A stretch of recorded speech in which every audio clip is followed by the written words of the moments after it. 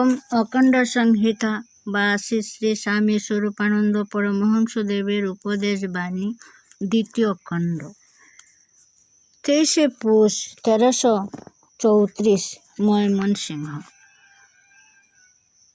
অভিজ্ঞা।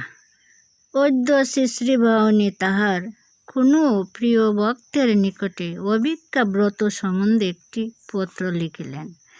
তাহার অংশ বিশেষ নিম্নে অনুলিখিত হইল যথা: এই অবসরে আমার স্কন্ধের বিশাল কর্ম ও কর্তব্যসমূহ তোমাদের স্কন্ধে পড়িবে।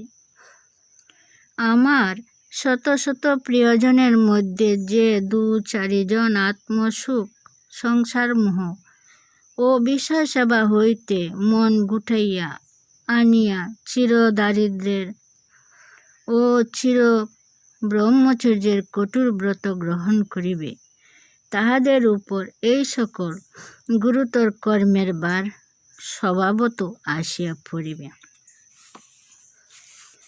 অকাল বীর্য কয় পরায়ণ বালক ও যুবক সমাজের মধ্যে সংযমের মৃত সঞ্জীবন পরিবেশন করিবার ভার, বল পৌরুষহীনের প্রাণে শক্তির সঞ্চয়ের আকাঙ্ক্ষা ও আত্মবিশ্বাস প্রস্ফুরণের ভার, স্বার্থসেবীর মনে পরার্থপরতা ও বিলাসসেবীর মনে দেশাত্মবোধ উদ্দীপনের ভার আজ হইতেই তোমাদের উপরেই পড়িল।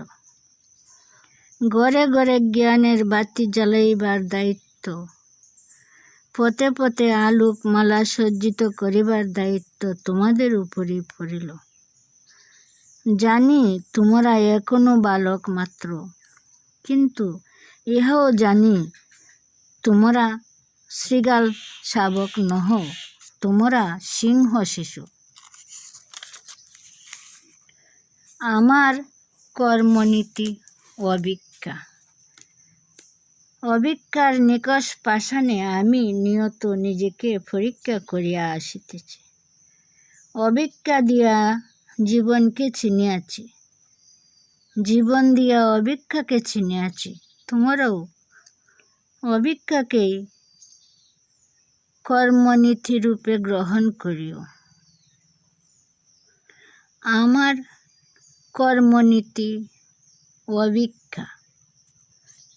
অভিজ্ঞার নিকষ পাষাণে নিয়ত আমি জীবনকে পরীক্ষা করিয়া আসিতেছি।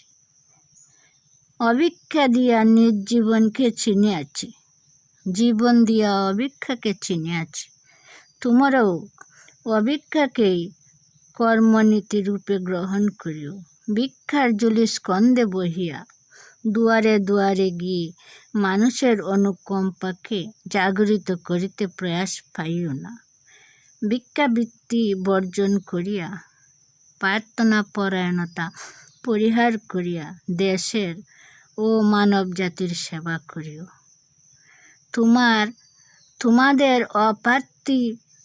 অভিক্ষু জীবনের দীপ্ত পৌরষ দর্শন করিয়া যেন স্বেচ্ছায় শত প্রাণোদিত ভাবে পরার্থে ত্যাগ স্বীকার করিবার আন্তরিক প্রেরণা তোমাদের সৎকর্মকুণ্ঠ দেশবাসী অনুভব করিতে বাধ্য হয়।